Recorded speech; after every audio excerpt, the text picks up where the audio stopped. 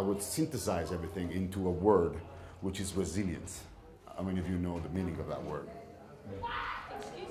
So the meaning of the word comes from the siderurgic field, and it was used for metals, and it was the word that defined how the metal was capable of going back to its own shape after the pressure of temperatures and other things like that. Then they moved this term into psychology, and it became a term that defines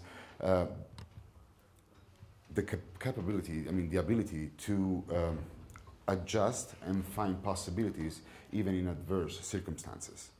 And I believe that captures a lot, what I do. And bottom line, my belief, before we start, I give you my belief, bottom line is that we are all resilient beings because we are human beings.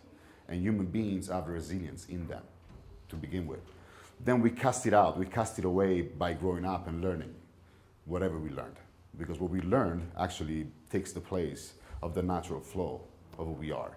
And that brings about concerns, peer pressure, whatever, I have to look in a certain way, I have to be in a certain way, I have to have a certain color and all that stuff, So resilience is actually underneath. And usually when I go into different cultures, in a room with different cultures, everything that distinguishes people from each other is what they know, is not who they are. So what I try to do is get through what they know to connect to who they are in resilience. And that all of a sudden looks like a miracle. But it's not a miracle actually. It's like de-learning, I call it.